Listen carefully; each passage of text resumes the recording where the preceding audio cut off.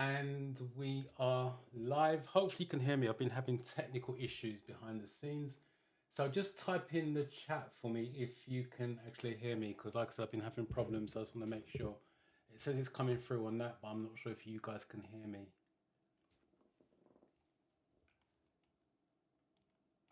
Hi, Paula. It's good to see you back. Let me just reset this and change that to 14. Save that.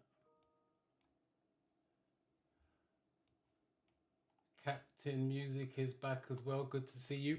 I believe you got your test tomorrow, haven't you? Just type in the chat to let me know if you got your test tomorrow. Tomorrow, Tuesday. What time tomorrow? Hopefully you've been studying.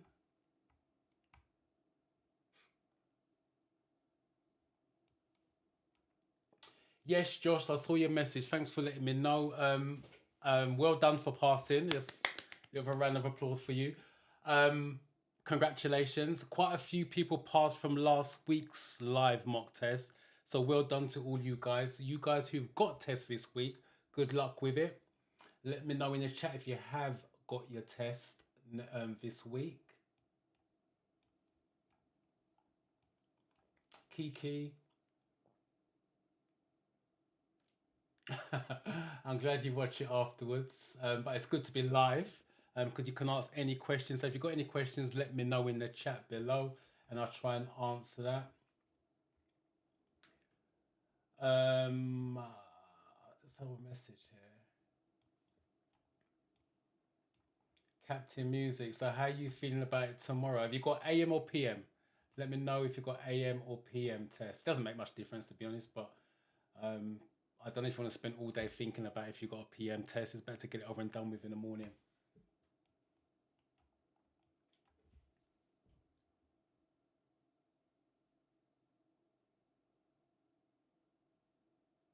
Yes, Paula, book your test. Like I said to you last week, it's good to have a goal to work towards.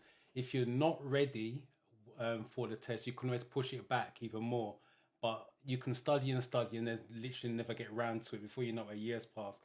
So it's just good to get it booked, aim for it, and see how you get on. And remember, I'm here to help, so always let me know in the chat or send me an email if you need any particular help as well. Right. Oh, Captain Music 115. As long as you're not stressed over it until 1:15, keep your mind busy to be honest. But good luck with that tomorrow. Let me know how you get on.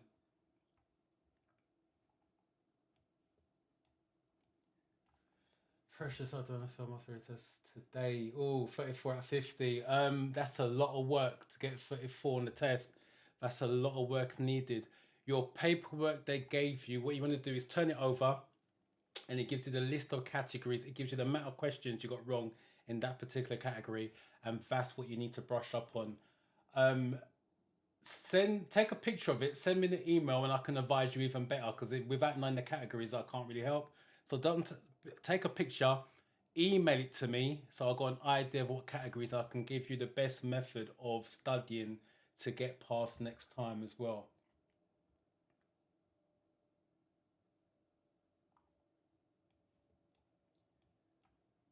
I will definitely say I have made message changes. Thank you for that. No problem at all. Like I said, take a picture, send an email, and I'll do my best to advise you on the best way forward to study for that. And we got some more. They will have a test tomorrow. Again, let me know if it's AM or PM. It's just good to know what part of the day you guys are having that on.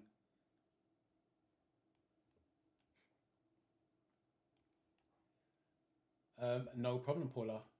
Right, so what I'm going to do is similar to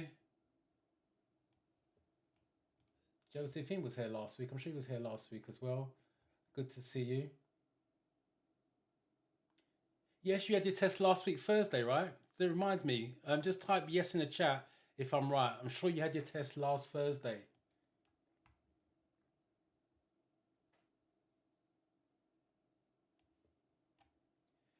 Did my test today, score 48 multiple choice, 48. Ooh, 35 and has perception. Similar to Can't remember the name now because there's so many of you popping up on here. Let me see if I can find that chat. It's right, okay. With that one, I can't remember the name of the person, but email to me as well. Has a perception. Take a picture and email it to me because it would tell you the breakdown of the hazard perception, how many fives, how many fours, especially on your double. With 35, obviously you're not clicking on the right stuff. You're either clicking too early, too late. But again, I would need to see the breakdown to give you the best advice in terms of studying going forwards. But I will add, for those of you who've taken theory tests and failing it, when you go back, it's a different set of 50 questions. So in your case, because you got 48, don't assume you're going to get 48, 49 for the next time around. Keep studying on the questions, but what you need to do is obviously brush up on the multiple choice. You need to brush up on the hazard perception. So again, take a picture of the breakdown of the video clips and it gives me a better idea of how to advise you in terms of moving forwards.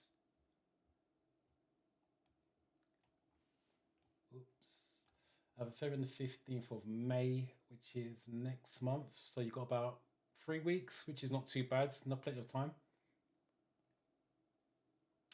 Oh, got a little one. Let's put that back up. It's disappeared. It can be a challenge. I'm dyslexic too, similar to me. It depends how bad dyslexia is. You can... yeah, similar to me. I do read the questions 2 or 3 times. You probably see me on the live in a minute. Read the question 2 or 3 times as well. What you need to do, or what you can do, is use headphones and have it read through the headphones. That can be easier. That's what I use with the guys in the classroom if they've got dyslexia or reading issues. So, but what I would suggest you do though, practice at home via the app. If you set it up properly, you can use a Bluetooth or wired headphones on the app and study with that to see if it's not inconvenience. What you don't want to do is turn up on the day and do it for the first time. The whole point of studying at home for all of you guys is to go and practice exactly what you did at home on the test. Don't change anything. That's the last thing you want to be doing. 3 p.m. tomorrow again. Yes, late in the afternoon. Hopefully, like I said, don't overthink it. If you get time to study in the morning, study. Be careful you don't overstudy as well. There is that thing, you can study too much, and by the time you go in there, you're mentally drained. Right, so... oh yes, it was last Thursday. Well done for passing though. Congratulations.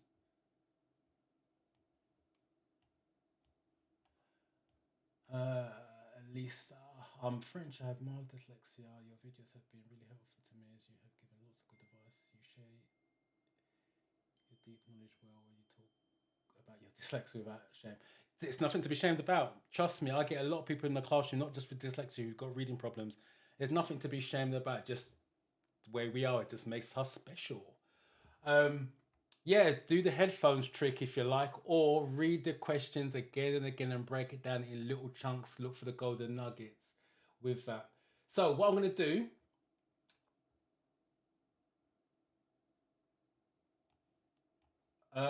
so what's the pass mark for both hazard perception and theory test? I'm going to go through that now. I'm going to give a rundown on the theory test. It's my first time here. My test comes up on May the 10th. Again, May the 10th is about 2 to 3 weeks away. Got plenty of time providing you put in the work in. The lives will help you. If you haven't watched the videos on the channel, feel free to do that. But the bit I would recommend is the Study With Me series. It's got every category. There's one missing, which I'm going to film tomorrow, and it will be going out on Thursday. So all 14 categories are there, 20 question mock test. And give you hints and tips of all the categories. So if you haven't watched the Study With Me series, watch that. It's going to help you for your test. And if you're still struggling with anything, let me know in the comments on any of the videos. I will pick it up on that. So I'm not going to assume you guys know what the theory test is about, especially because we've got some new faces in here. So I'm going to give you a rundown. So some multiple choices, 50 questions. I will add that I just mentioned earlier on. Every time you go for a theory test, it's a 50 different set of questions, and everybody in that room is not taking the same test. It's 50 random questions. So you can sit at computer A and someone sitting at a computer B, is two different set of questions. That's the reason why you need to know the questions and answers, or understand the questions and answers, because you don't know what questions you're going to get. One may have more road signs than the other. That's why you can't study any particular category. Study all 14 categories. And time wise, you get 57 minutes to answer 50 questions. You need 43 out of 50 to be passing that section. Once you've done the questions, you move on to the hazard perception. Once you click start on the hazard perception, there's nothing you can do about it. You can skip forward slightly. Can't skip the videos, but when it comes to the end, you can just skip the explanations and click the clock down. But my advice is don't do that. Just let it go down naturally, so it gives you time to just refocus on the new video. So I'm just going to center myself in this screen. Right, okay.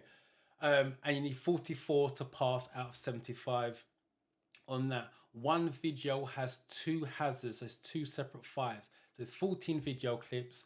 13 of them have single hazards, score a maximum of 5, and one of them's got a double, and you want to score a 10. You need to average at least a 3 on every clip.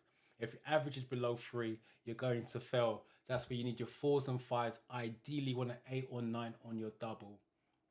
With that, no tricks. The theory test is straightforward. It's safe or it isn't. You're always looking for the safe option. The theory test is not throwing any tricks. It's worded badly, but that's down to them wording it. So there's no tricks in the theory test. There's no tricks in your driving test when you go onto your driving test as well. And all you're looking for is the safe option. If it's got safe, safety, safely, i.e. in the question, sorry, in the answer, it's a possible. It doesn't always work, but you have to shortlist it as a possible. Some of you guys are literally ignoring the safe word in there and bypassing that. So it's got safe, safety, safely.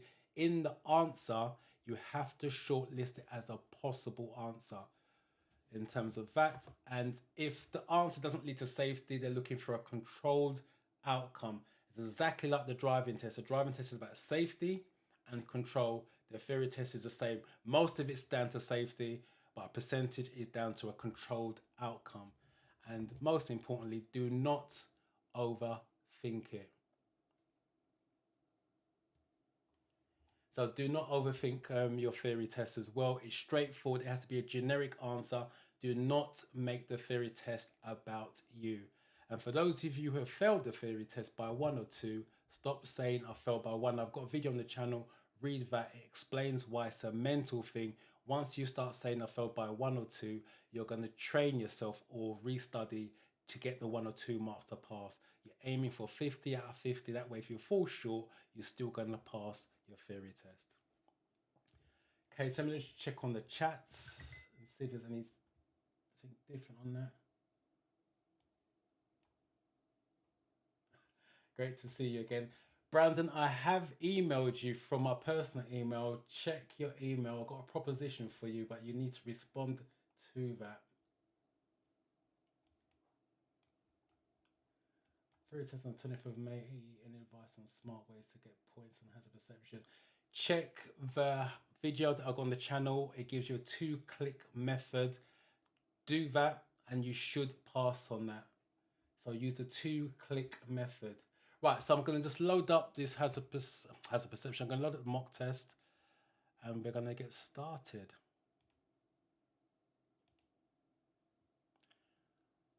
Right, multiple choice.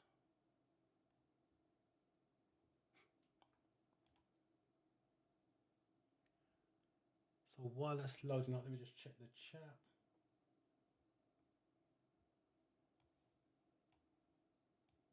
Is that you ready to go, Paula, with a thumbs up? Right, so last week you lot chimed in with your ABCDs. What I'm going to do, I'm going to go through the questions. I've still got 57 minutes. It's as much as a mock test, I'm still dictated by time. So I'm aware of that. I'm not going to get you to do every question ABC. There's some of them I'm going to offer it to you, but I'll let you know. Others, I will just go straight into an explanation and give you the answer with that. This came up last week, so I'm going to offer this one to you. So for those of you that wasn't here last week, let me just read the question first of all. Hopefully you can see the cursor as well. You've just passed your driving test. What's the maximum authorized mass, otherwise known as MAM, of any trailer that you can tow? 5,500 kg, 6,500 kg, 4,500 kg, and 3,500 kg. This is A, 5,005. This is B, 6,005. This is C, 4,005. And D, 3,005. Type in the chat. Let me know. See if you guys can remember. I think this came up last week as well.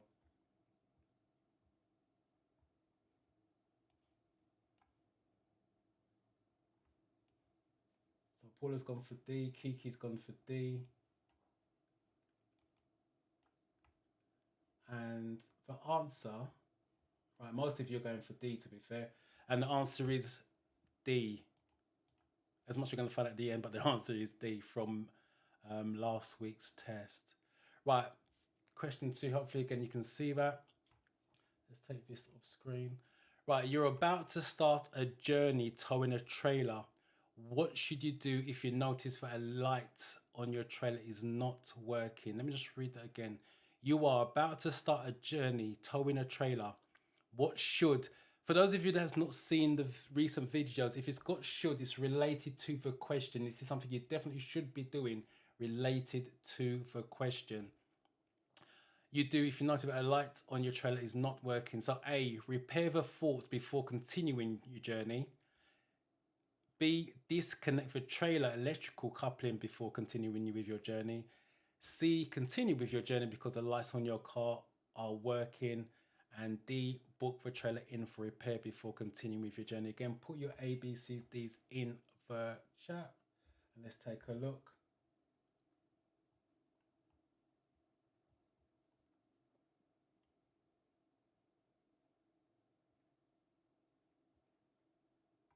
I see your answer, Brandon. I'm not going to pull it up because, like I said, your knowledge is better than most. So I'm not going to pull it up on that.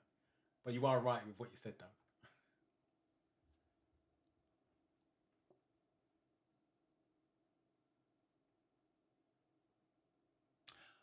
Ah, hold on a minute. I'm saying you're right. I'm just reading the... Oh, sorry. I forgot you're about 10 seconds behind me. Sorry, you're referring to the first question.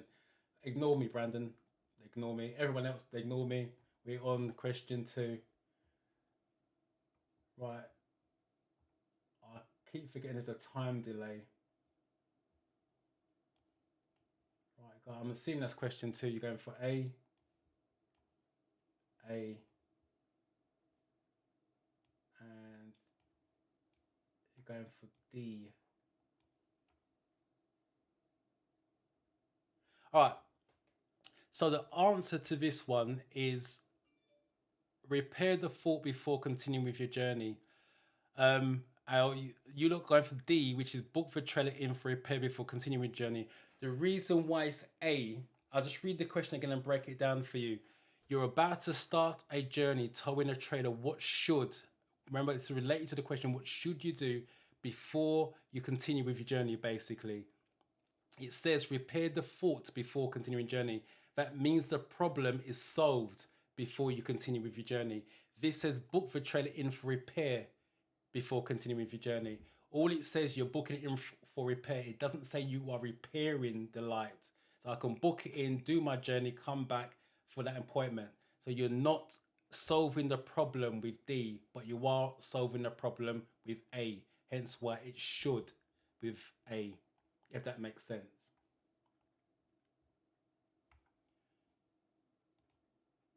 It's very windy. What should you do if you're behind a motorcyclist who's overtaking a high-sided vehicle? This is pretty much straightforward. So it's very windy. What should you do if you're behind a motorcyclist who's overtaking a high-sided vehicle?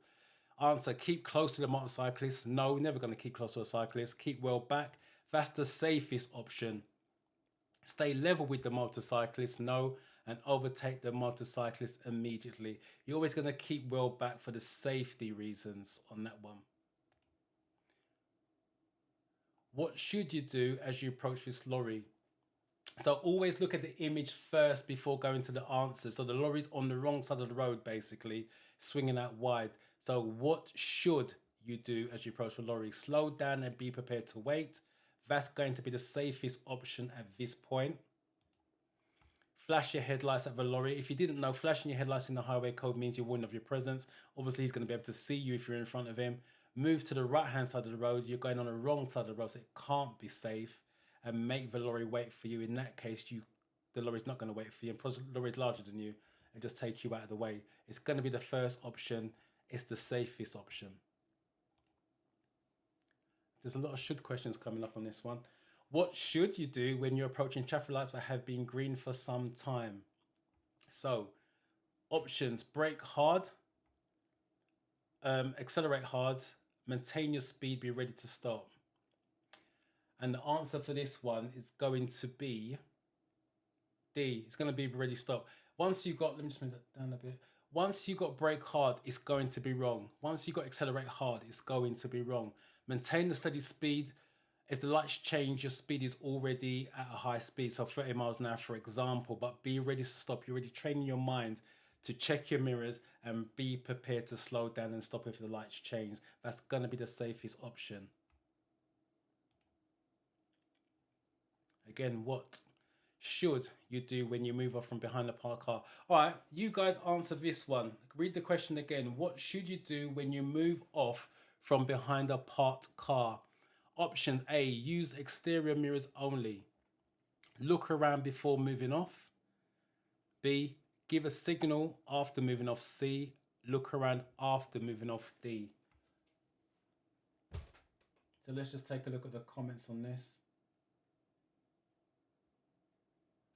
Obviously, there's a slight delay with that, so I'm just waiting for it to come through.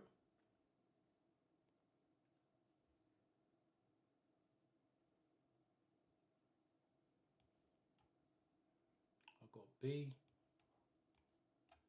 B, B.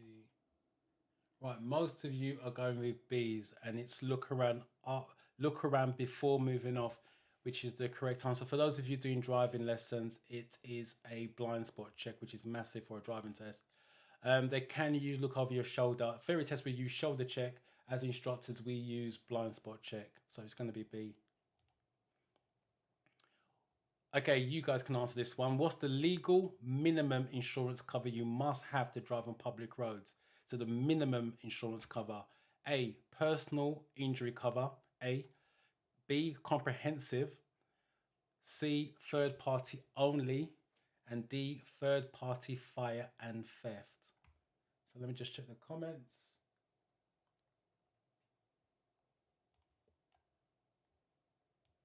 Tripsol, hope I'm saying it right. Congratulations.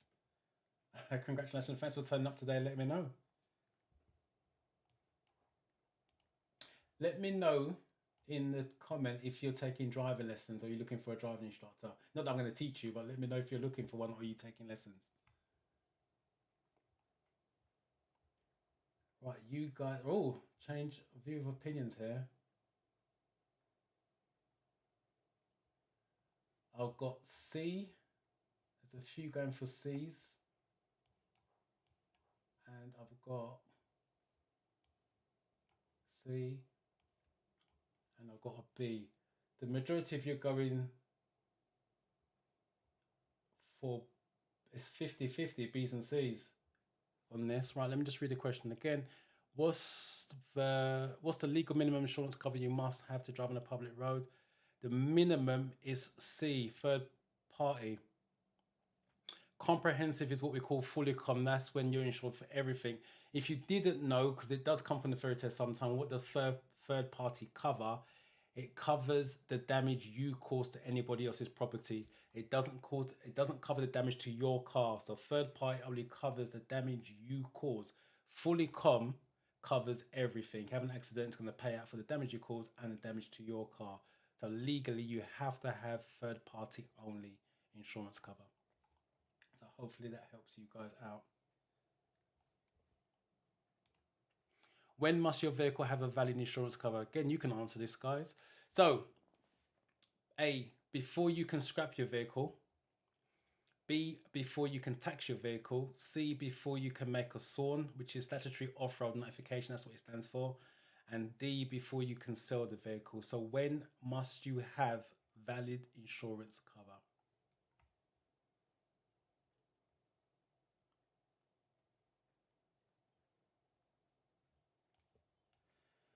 It means it's insured for other vehicle. I'm not sure what you mean by that, Kiki. It means you insured for other vehicle. The insurance is for your vehicle. It just covers the damage you cause to somebody else's vehicle. Any insurance is going to be on your car, not on another person's car. So it's the car that you are driving, that's the one you're insured for, and it's going to be insured for the damage you cause to someone else's vehicle. Hopefully that makes sense now. Right, you guys are going for all B's.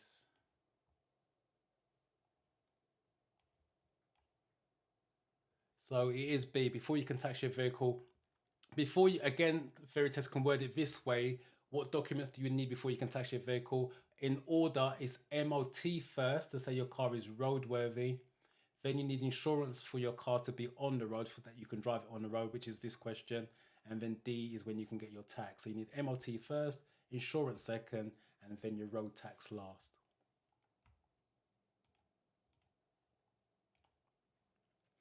You're about to go down a steep hill. What should you do to control the speed of your vehicle? A, select a high gear and use brakes firmly. B, select a low gear and use brakes carefully. C, select a low gear and avoid using the brakes. And D, select a high gear and use your brakes carefully. So A, B, C, or D. Let's take a look.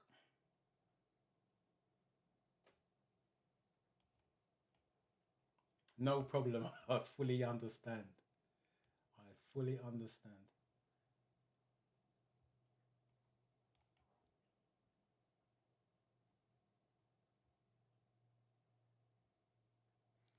So what you guys going for? I've got B's. Paula's first through. Kiki's not too far behind.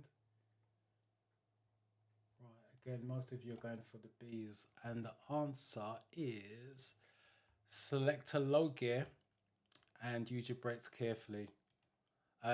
If you didn't know, first and second gear are power gears on the car, but drive the car at slow speed. So a low gear is going to keep your car slow, and then obviously use your brakes carefully as and when necessary. How much can stopping distance increase in icing conditions? This is pretty straightforward. It's 10 times. It's double in the wet and up to 10 times more in ice and snow. Your driving test will not take place in ice and snow for those of you looking to take driving tests sometime soon. It's adverse weather conditions. They're not going to take away adverse weather conditions. Even fully qualified drivers shouldn't be driving in ice and snow, to be honest. What's the main benefit of driving a four-wheel drive vehicle? This one's, again, pretty much straightforward. It gives you a better grip or something along those lines. So the main benefit, improve passengers' comfort, no. Low fuel consumptions, no. Shorter stopping distance, no. It's going to improve your grip on the road with four-wheel drive. With that, what should you do when a person herding sheep asks you to stop? All right, let's throw this out there. What should you do? Try to get past quickly. Ignore them as they have no authority. Continue on but drive slowly. Stop and switch off your engine. So which one would you go for?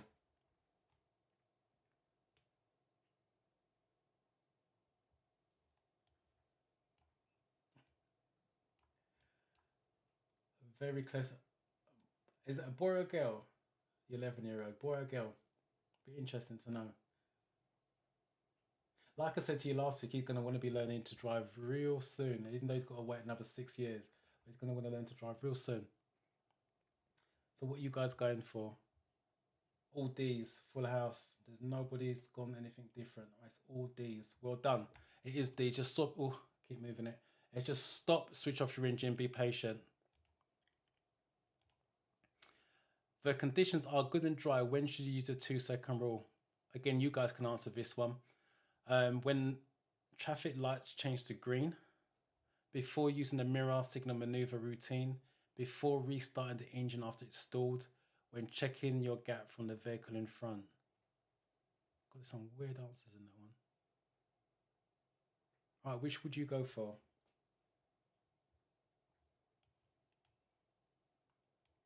Jack's a very clever boy.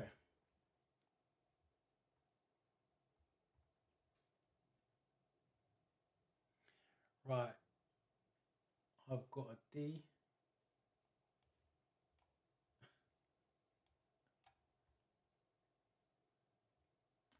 All these are coming through at the moment. So it's D. It's going to be checking your gap from the vehicle in front. All you do is let a vehicle pass a landmark of some kind, then you normally say, oh, your full brace the 2-second rule. If you pass the post and still saying that you're too close, and if you stop saying you past the post, then obviously the distance is correct. That's how you do it. Ah, let's just set this up. Let's get this up. Right. Who should obey diamond-shaped traffic signs? A, tram drivers. B, taxi drivers. C, bus drivers. D, lorry drivers. What are you guys going for on this one?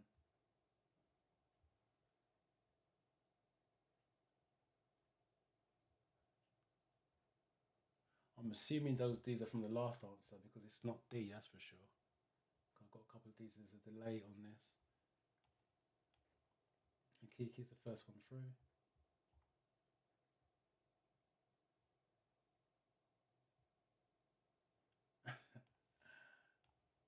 Trams, make sure. Captain Music.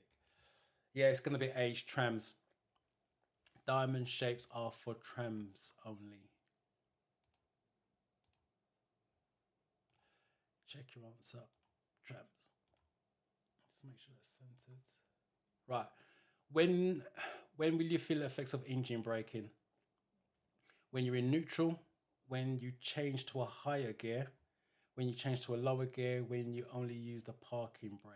So A, B, C, or D. When would you feel the effects of engine braking?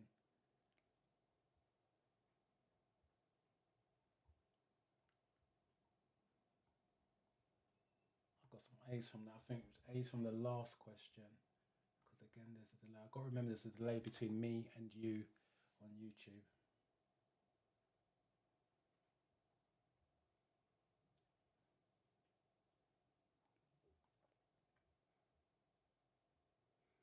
Right, I'm seeing.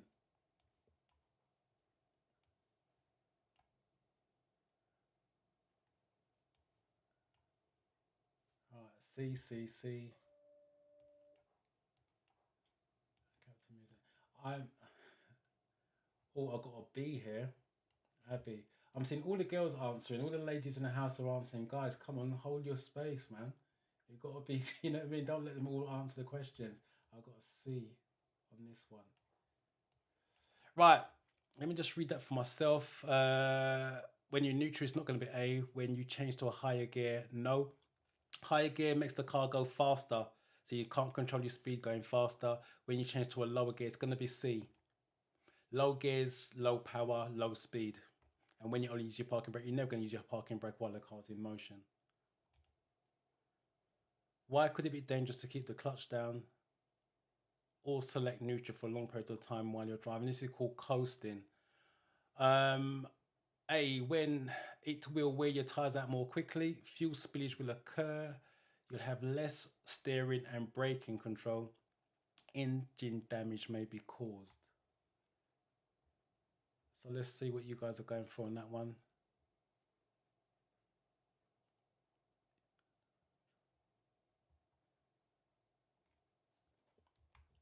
Let's see the guys answer some questions. It's all the girls in the house.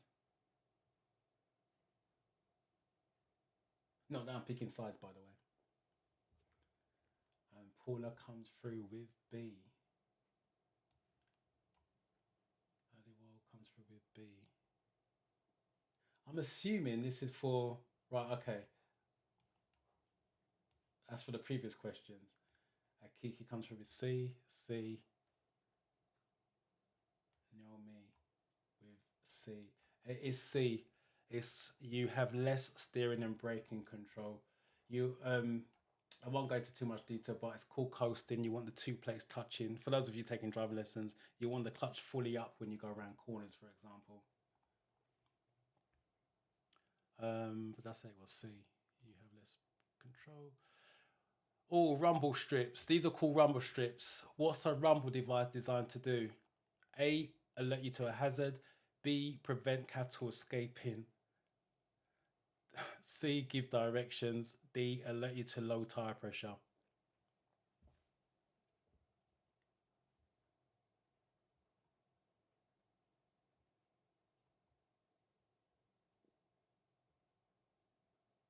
So let's see what you guys have got.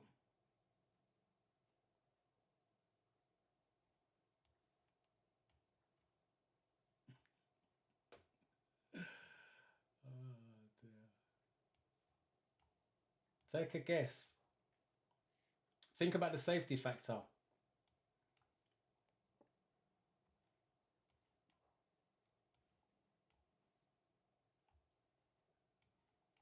See, look. Hey, where's it gone? Kiki. Well done. It's alert you to a hazard. These are painted slightly higher than the floor so the car rumbles. If it's a smooth rumble, your speed is good. If it's a violent rumble, you're too fast. That's what they're designed to do. On some motorways, they've got them in lanes to keep you awake at night time. Click your answer. Right, what will happen? What will happen to your car when you drive up a steep hill? The steering wheel feel heavier. The engine will work harder. Overtaking will be easier. The high gears will pull better. So what do you think the answer is for that one?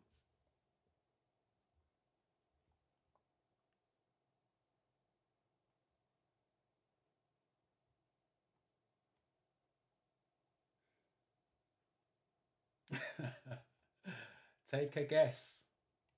You've got 1 in 4 chance. Always think the safety factor. This is the best chance to take that guess, and I can explain if it's wrong. See, now you're playing with me because you know your answer. It's the engine's going to work harder. It's the engine's going to work harder. The steering's not going to feel heavier. You're going uphill. Just think about when you walk up a steep hill, you work harder, you feel tired. The car is no different. Which which light should you use when you're driving in a tunnel? If you've watched my videos, you know the answer to this. So I don't expect anyone to get this wrong, and that's including you, Kiki. So let me know. Do not type next for your answer. Side lights A, dip headlights B, C, front spotlights, D, rear fog lights.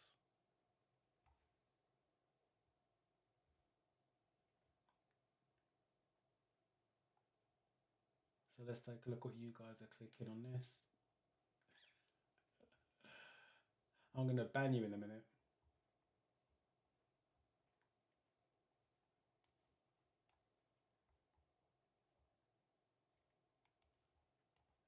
And Paula's got B as well. Yeah, all going for B. Dip headlights or headlights. It's a bog standard question with lights. It's going to be headlights or dip headlights, nothing else. If they want a different set of lights, it's going to be a bit more information in the question. Right, you are at an incident. What could you do to help an unconscious casualty? Splash their face with cool water.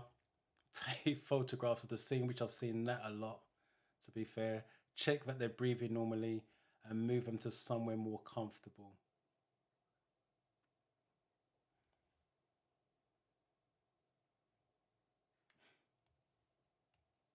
I'm only joking. I know you are.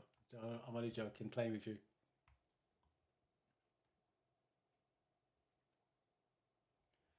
So what you guys going for on this one?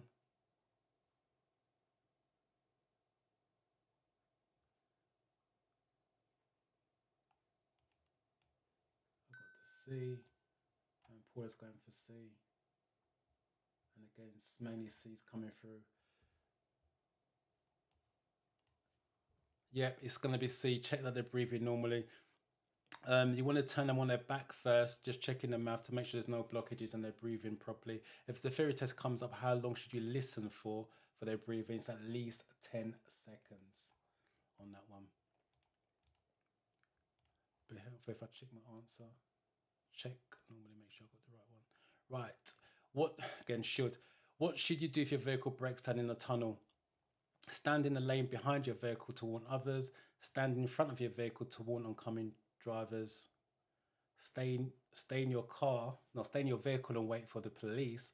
Switch on your hazard warning lights, then go and call for help. Okay, which one do you think is the safest one out of the four of those?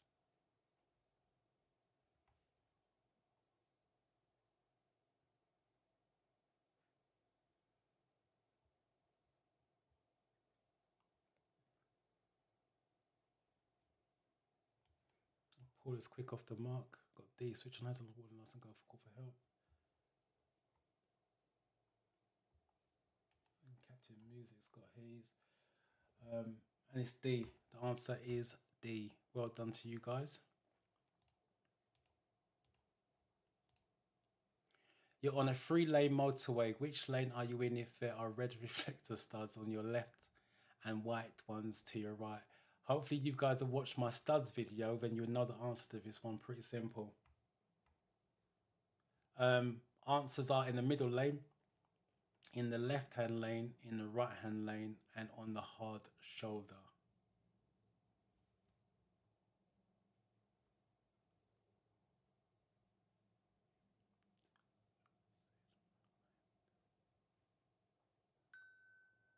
So let's take a look.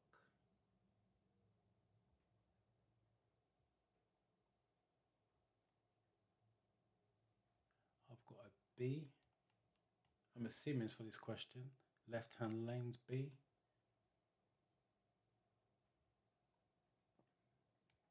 I got to see. I'm not sure if that's for the last question of this question because I know, like I keep saying, there's a delay, and I've got lots of B's, and the answer is B, left-hand lane. If you guys haven't watched the studs video, watch it because it breaks it down. R for red on the left, white's in the middle for W, A for amber on the right-hand side, and green's your slit road. How should you use the lanes on the motorway?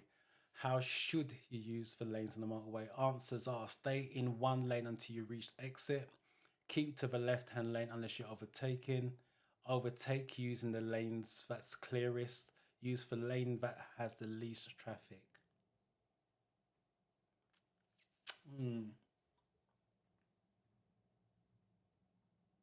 So what are you guys going for on this one?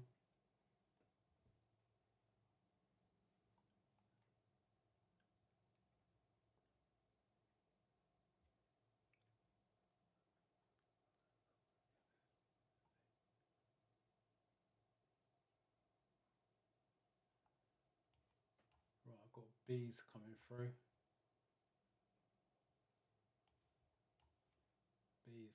The answer is B. Keep to the left-hand lane that's overtaking. You always stay left when possible. And for those of you taking driving lessons on a normal road, it's a meter from the curb or meter from parked cars. If it would be helpful, I ticked it. Right, you have stopped in the emergency area. What must you do before you rejoin the carriageway? Give an armed signal as you're moving off. Switch on your vehicle headlights. Move away with your hazard lights on. Use the emergency telephone. You have stopped in an emergency area. What must you do before you rejoin the carriageway? Give an armed signal as you're moving off. Switch your vehicle headlights. Move away with your hazard lights and use the emergency telephone. Wow, that's a weird one. What are you guys going for on this one?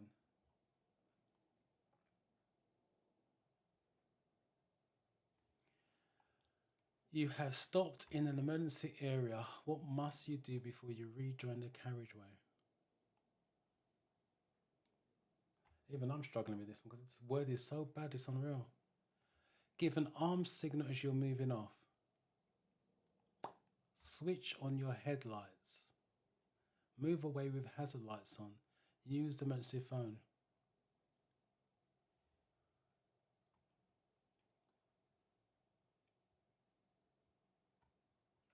D, D, D, D. I've got a C here. Move away with hazard lights on. You wouldn't be moving away with your hazard lights on, that's for sure. I've got a D from Paula. I've got a D for Bree H. Naomi. Right, my answer to this would be a D as well. Don't need to give an arm signal, so mine would be a D as well. But interesting. We're going to see at the end if we get a full house. You're parked in a busy high street. What's the safest way to turn your vehicle around so you can drive in opposite? I'm just conscious of time as well. So this is a pretty much straightforward answer. You're parked in a busy high street. So it's busy, got cars up and down. What's the safest way to turn your vehicle around so you can drive in the opposite direction? Carry out a U-turn, not the safest option. Driving to a side road, reverse out into the main road. That's dangerous in itself. Turn around in a quiet side road is going to be the safest option. And ask someone to stop traffic, and that's going to be a no for that one. Okay, let's see if you guys know your signs. What does this sign mean? End of controlled park zone, no through road, free parking zone ends, end of traffic calming zone. So A, B, C, or D for your signs.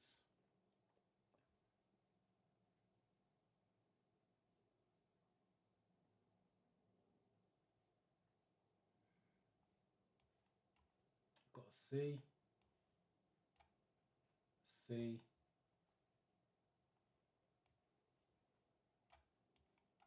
so I've got a different Paula here as well, C, and I'm going to call you original Paula, C. Free parking zone ends.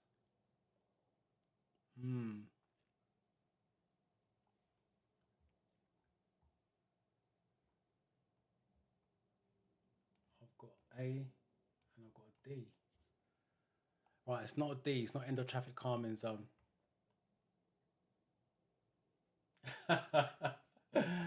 If you saw the amount of parking tickets I get, you wouldn't be saying that.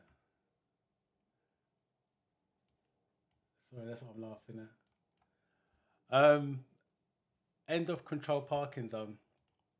That's what that one is. Not no through road. Free parking. It doesn't say nothing about free on that. That's a parking restriction sign. That's the reason why I'll be going for that one. And it's definitely not a calming measure. Right, what should you do if you want to overtake a tractor but aren't sure that it's safe? Sound your horn to make the tractor driver pull over. No, it's aggressive. Follow another vehicle as it overtakes the tractor. You should never be following anyone else. Stay behind if you're in any doubt. That's got to be the safest option. And speed past flashing your lights again. That's aggressive. So it's not going to be that. It's going to be this one. Stay behind it if you're in any doubt. If you're not sure about overtaking something, always just stay behind it. You're never in a rush, especially a driving test anyway. You're never in a rush on a driving test. You want to turn right at a box junction. What should you do if there's oncoming traffic? All right, you guys can answer this one. Let me just read it again. You want to turn right at a box junction. That's the yellow box on the floor. What should you do if there's oncoming traffic? Wait before the junction until it's clear of all traffic. Drive on. You can't turn right at box junction. Wait in the box junction if your exit's clear. Drive slowly into the box junction when signaled by oncoming traffic.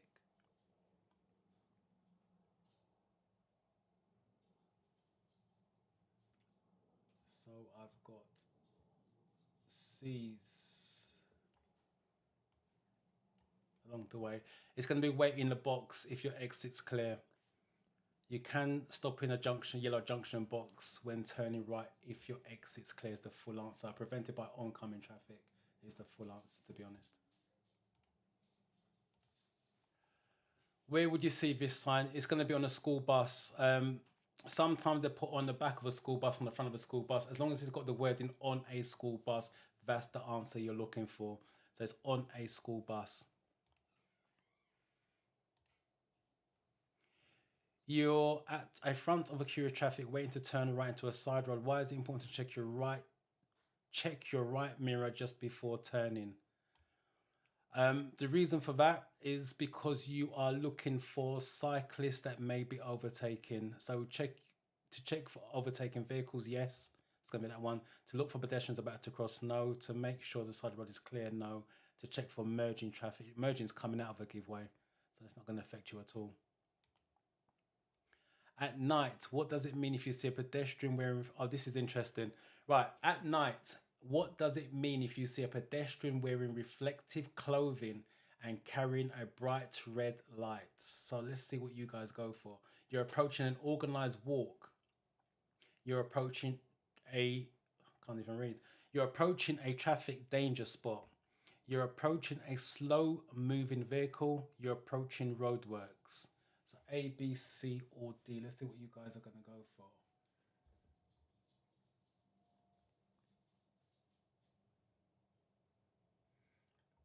Right,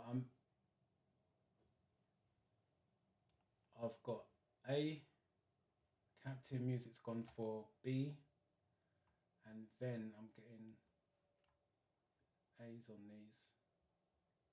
So most of it's A. It's an organized walk. The reason why it's a bright red light, this person with the red light is at the back of the queue. So they're trying to keep it like a car. So the lights at the back of a car are red, so he's at the back of the organized walk. If they can ask the same question, but it's going to be a white light, a bright white light. Still an organized walk, but that person's now at the front of the queue because the lights at the front of a car are white. They're trying to keep it exactly the same as a car would be. So you're approaching an organized walk is going to be that one. Which road users are the most difficult to see when you're reversing the car? This one's interesting. It came up this morning. Let's see what you guys go for. Which road users are most difficult to see when you're reversing your car? Let's see what you've gone for.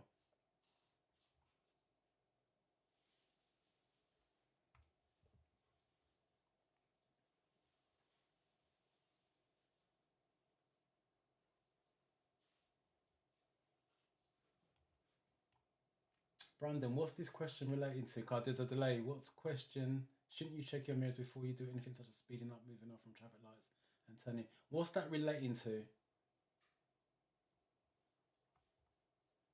You guys are going for B, B, B. I've got an A on that one. Believe it or not, it's B. Children are road users. When they say road users, they're talking about anybody who uses the road. So children are going to be the hardest to see, especially a small child playing hide and seek, hiding behind a bumper or something. So that's what you want to be going for. How can drivers help the environment? By accelerating harshly, I'm going to answer this one. No, because you're squeezing too much gas, so the fumes are going to come out the back. By driving faster, no. By using leaded fuel doesn't exist anymore. And by accelerating gently, when they say accelerating gently, that means using the gas in the right manner for a driving test, but using the gas in a controlled way. This can be that one. You're parked on a road at night. When must you use your parking lights? Right, this is what I was talking about. The golden nuggets in the question. They're talking about lights. You've got park in the question. Parked. You're parked on the road at night. When must you use your parking lights? And the answer to this one is when the speed limit exceeds 30 miles an hour or more. So basically, you're parked on a faster road. Remember, this is aimed at new drivers. Sometimes it can be hard to work if a car's parked or not. So you leave your parking lights on, so it's quite clear that you are parked up. And some of you are sitting there thinking, but yeah, if you left your lights on, it's going to kill your battery. It doesn't matter. The theory test is about a generic answer. When you get your car, you can decide whether to leave your lights on or not. If I left my lights on, it will definitely kill my battery because I've got Wi-Fi, Bluetooth running from that. But if you got an older car back in the day, when cars were cars, it didn't kill the battery. But remember, they're looking for a generic answer that suits everybody. How will your journey be affected by traveling outside the busy times of day? This question is your journey will take longer. If it's outside the busy times, it's not going to take longer. Your journey will be more hazardous. There's less cars on roads, so it's going to be less hazardous. Your journey will use more fuel. Your journey will use more fuel. No, it's not going to be that one. Your journeys will have fewer delays. So if you avoid the busier times, you're going to have fewer delays on that. What can you do to reduce environmental damage caused by your vehicle? Void. It's going to be this one. In other words, rather than drive to the corner shop, walk to the corner shop or cycle with that one. That's how you save the environment.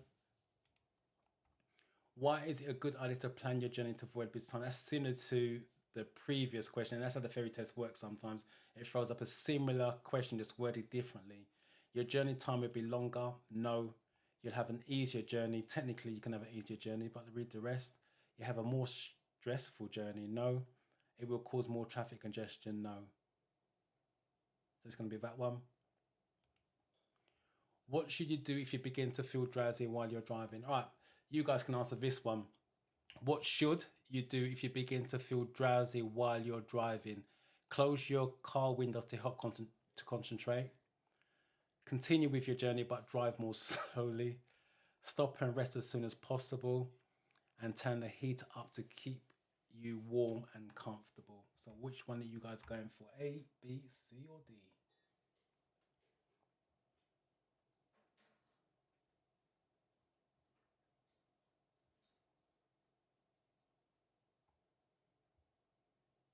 So just checking on this. I'm assuming these answers are from the previous question because I've got A's and B's on that. Right, so now they're coming through. So I've got a C from Paula. I've got two Paulas, I've got C's. And Abby, I've got a C. So it's all C's. No one's gone for anything else. Yeah, it's going to be stop and arrest as soon as possible. Definitely don't turn your heat up. It's going to make you more drowsy with that. Just a little tip for you guys taking driving lessons. What type of vehicle uses an amber flashing beacon on a dual carriageway? A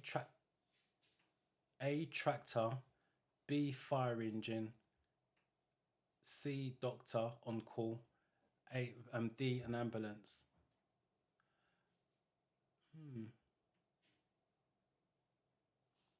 That's interesting. The reason why I say it's interesting, I've never seen, they normally use a mobility scooter as the option for a dual carriageway, flashing amber.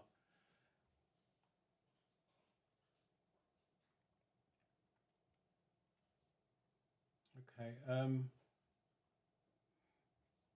It's going to be A, tractor slow moving. But like I said, normally used for the theory test, the real theory test. Remember, these are sample questions, by the way, hence why they're slightly different. They normally use a mobility scooter for slow moving. I'm not even sure if tractors are allowed on the dual carriageway. That's something I need to check. I know they're not allowed on the motorway, that's for sure, but I'm not sure they're allowed on the dual carriageway. Oh, this is fun. Right, this came out this morning as well. What does this signal from a police officer mean to oncoming traffic? So, turn right, go ahead, stop, turn left. What are you guys going to go for?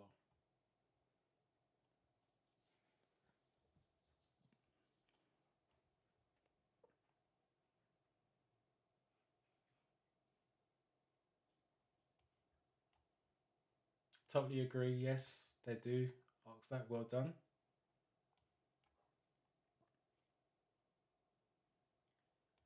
I've got a C for stop.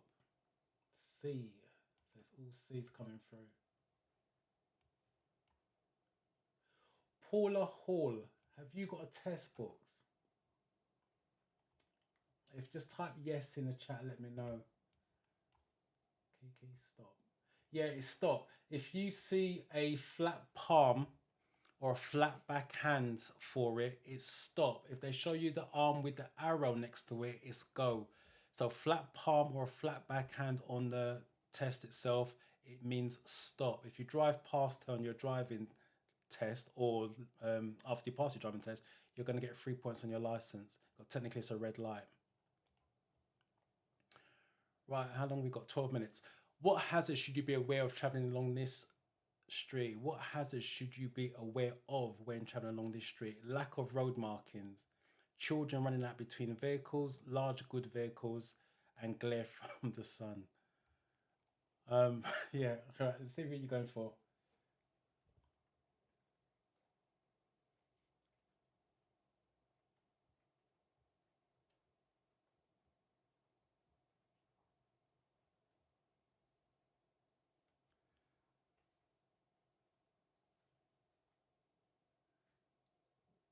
Got a BB.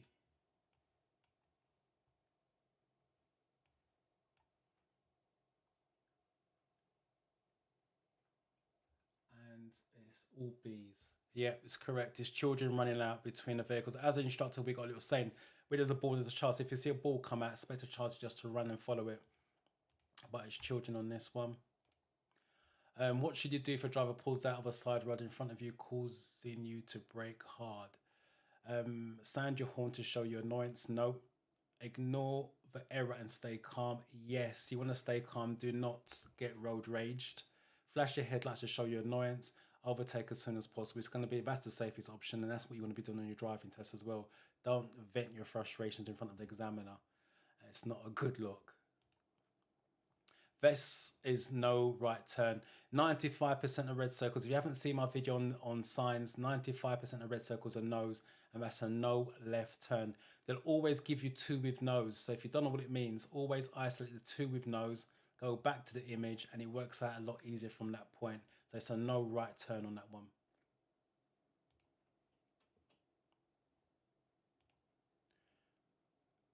Okay, let's see what you guys know on this one, because again, this can be confusing sometimes. So what does this sign mean?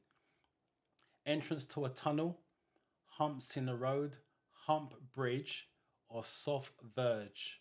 So what you guys going for, A, B, or C? 48 out of 50, 64 out of 75. Wow, that's a high score, especially on the hazard perception. Well done to you, Emmanuel. I'm glad you passed. Thanks you for coming and letting me know as well. You are welcome. Are you taking driving lessons? Let me know in the chat if you're taking driving lessons. Right, I'm getting hump in the road. Spelt it out rather than a B. I've got a C on this one. Right, what's C? Hump bridge. Right, that's the two confusing ones. Humps in the road and a hump bridge. It's a hump in the road. The way you can tell the difference, so if I can find that one again, it's just got N as N who marks C, if that makes sense. Right, how you tell the difference is there's no white bit in the middle. So it's a hump, you're driving over. If it's got a white bit in the middle, it means it's a hump bridge. You can drive under and over. So this one's just a speed hump.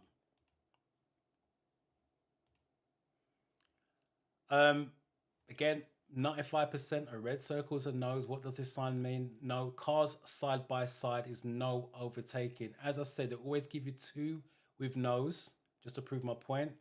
And you can go back. Motor vehicles would be the car and the bike above. Don't get confused with those two. So the bike would be there, car underneath. That's no motor vehicles. No overtaking is side by side.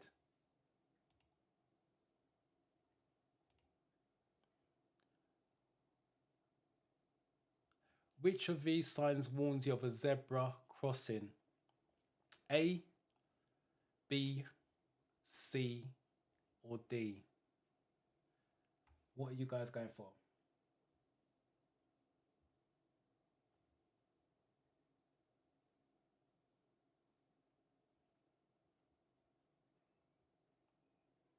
I'll see B's on that. I'm assuming that's the last question.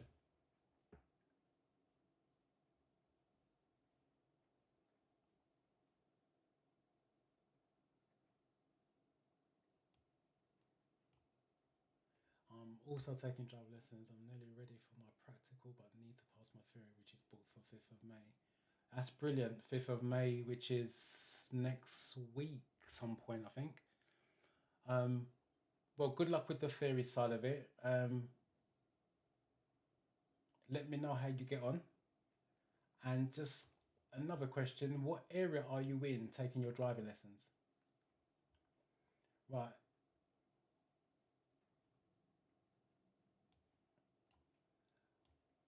Send me an email. That's the easiest way. Send me an email, info@thinktosuccess.co.uk, or you can hit me up on Instagram on that. Right, you guys are going for A, and it is going to be A. Let me just go through the other signs. This is pedestrians walking in the road. With signs and images, you're always going up. So with the first one, it's crossing the mouse, if you like, or the cursor. coming towards the cursor, there's pedestrians walking the road, elderly people crossing, and children. That's a school area, to be fair, but they would be crossing. So going up, they're always crossing. This one's coming towards me. What's the time? 47, 6 minutes. Right, you can answer this. What does this sign mean? With flow bus lane, contraflow bus lane, give way to buses, bus station on the right. Bolton. Okay. I've got Chesterfield. You guys are so far afield. Chesterfield, Bolton.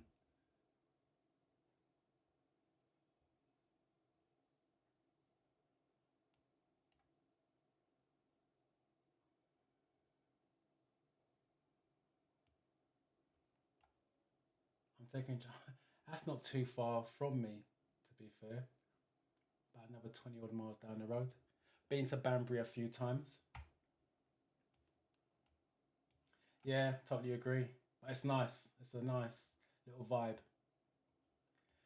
And we have contraflow contraflow bus lane. Yes, it's contraflow. Contra, if you didn't know, means going against. The other question they can ask you is where would you find a contraflow bus lane? It's a one-way street.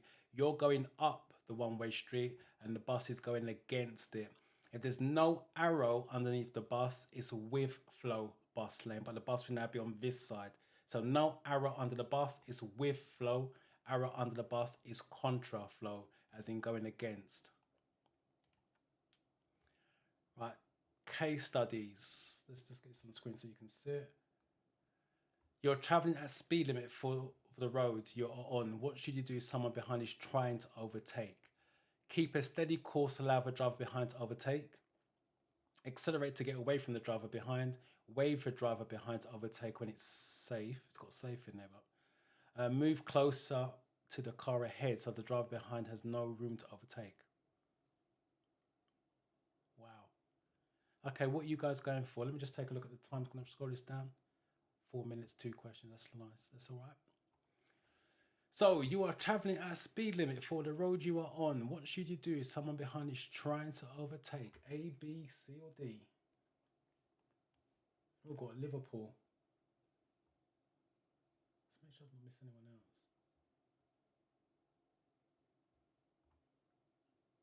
I've got A. A is keep a steady course. A is right. Keep a steady course and allow the driver behind to overtake. Keep a steady course and allow the driver behind to overtake. Yeah, that's the safest option. Once you got accelerate, it's going to be wrong. Once you got wave, it's going to be wrong. And then move closer to the car ahead. That can't be safe. So by default, if you limit all these are unsafe. It's going to be A anyway. Again, let's see what time we've got. 3 minutes. When may you overtake another vehicle on their left? When may you overtake another vehicle on their left? This came up last week in a conversation that we had. When you're in a one-way street, when a slower vehicle is traveling in the right-hand lane of a dual carriageway, when the vehicle in front is signaling to turn left, when approaching a motorway slip road, then you'll be turning off. Interesting.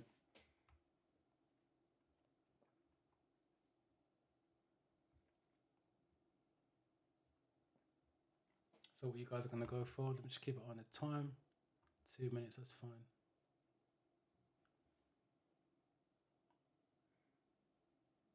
I'm assuming that's for this one. B, when slower vehicles traveling in the right lane of a dual carriageway. I've got A. And it's all A's. It's actually A. The reason why it's not the correct answer, Kiki, is because it says when a slower vehicle is traveling in the right-hand lane of a dual carriageway. When a slower vehicle is traveling in the right-hand lane of a dual carriageway. Technically, that is correct. Okay? But the question says, when may you overtake another vehicle on their left? This is legal. When can you legally do it? You're not doing it because it's a legal thing. You're doing it because it just happens to be that way. Because if the traffic was moving fast in the right-hand lane, you can't undertake on the dual carriageway. So one-way street, you can pass cars left, right, or middle because it's got lanes, and you can pass them any side. It makes no difference because all of you are going in the same direction. That's the reason why it's this answer. The key word there is may. It turns into a legal question. Let's check. 119 flashing red. When would you use the right-hand lane of a two-lane dual carriageway? So you guys can answer that one. Just keep it on the time. When would you use the right-hand lane of a two-lane dual carriageway? When you're turning right or overtaking? When you're staying at the minimum allowed speed limit? When you're passing, come on, dyslexia is really kicking in. When you're passing a side road on the left, and when you're traveling at a constant speed. 47, so that's fine.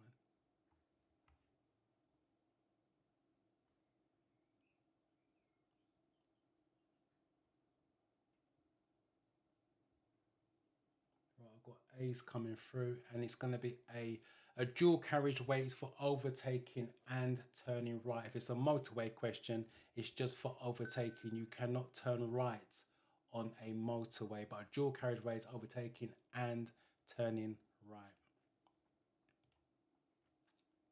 And there you go.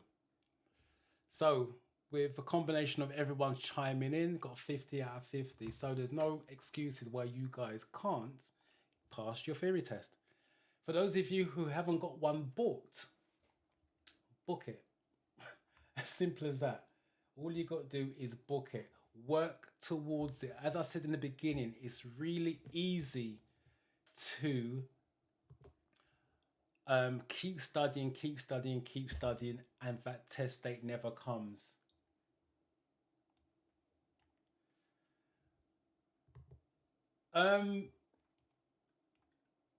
Right. Yeah, definitely just in time. You make sure you turn up on your test in time to tomorrow and make sure you pass it. Let me know how you get on with that. But so let me just go back to Kiki's comment. Automatic, believe it or not, automatic cars are easy to drive because obviously you've got no left foot to worry about, no clutch pedal. But the driving test technically is slightly harder. They don't tell you that because on the automatic you have what we call creep. You come off the foot brake, the car creeps, where you should be using the foot brake and the handbrake on your driving test. So you need to make sure you've got a good instructor to explain you this. When you do your maneuvers, your observation's got to be a little bit tighter in an automatic car than it has to be in a manual. So yes, it's easier to drive, but the driving test technically is slightly harder. So take that into consideration.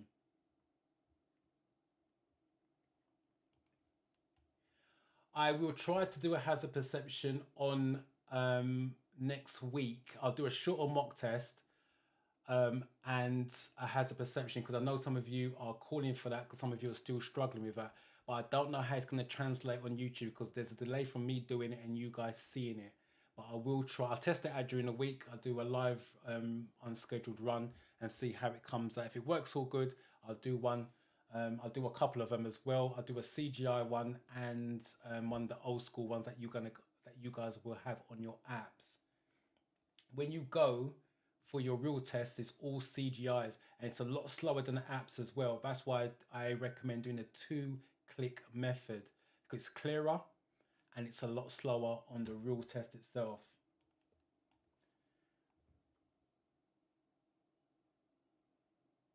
Okay, I'm going to hold you to that.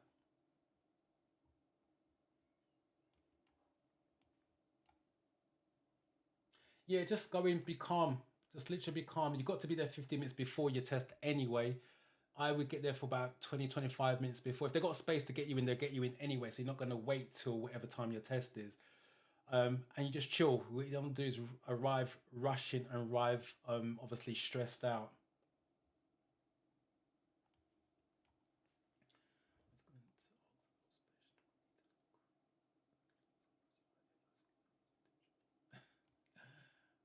When you do that junior maneuvers, how do you feel? Do you feel comfortable doing it?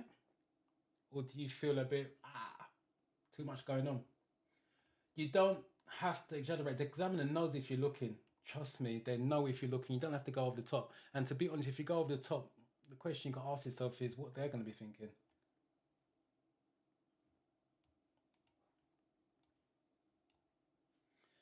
Can you do more road signs, please? Okay, we could take a look at that. I'll do a short mock test. Has perceptions being requested? More road signs being requested? I can take a look at that.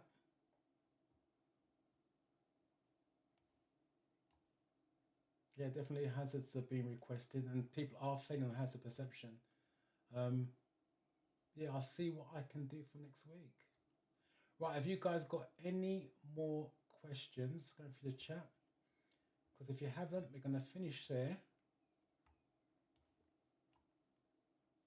What time Wednesday, AM, PM? I'd just like to know what time people have. Because when we book our test, it's normally Friday morning. If we can't get a Friday morning, we do it for a Saturday morning. So literally they go straight in because they do the theory test in our class 8 till 10 every day. So we just keep it early in the morning so they don't stress, don't have nothing to think about. So it's nice to know what time you guys are going for your test, AM or PM. I struggle with lights on the carriageway. What do you mean lights on the carriageway? The car lights. Just type yes if it's the car lights. I aim to be every Monday at 5 o'clock is what I'm looking at. Unfortunately, I am doing North London, bro. So there's an issue down there which I've got to go and sort out. But I should be back in time to do the live. It will be advertised as Monday, 5 o'clock. I should be back in time to set up and do that. But yeah, aiming for Mondays, 5 o'clock to help as much as you guys as possible. Yes, I do. I run intensive courses on a weekly basis, Monday to Friday. So the way my course works is 8 till 10 ferry training Monday to Thursday. Normally the ferry test is on a Friday morning at 9 o'clock. If we get the 9 o'clock slot, if we don't, then we book it for Saturday. This week's class is on Saturday at 9 o'clock. And then we drive 10 till 12 and 12:30 to 2:30, 4 hours driving, 20 hours driving during the week and 8 hours ferry training during the week. So it's all intensive.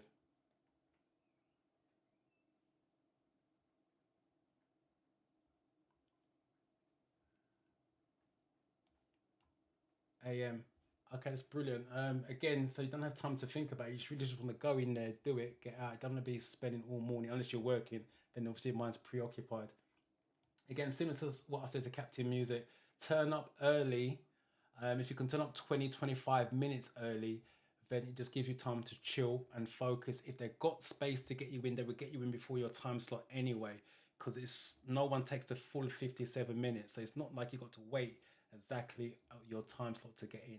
But make sure you turn up early to give yourself time to chill. All right, there's no more questions. I'm going to leave it there. Thank you guys for joining, turning up, contributing. It's really making this really fun for me.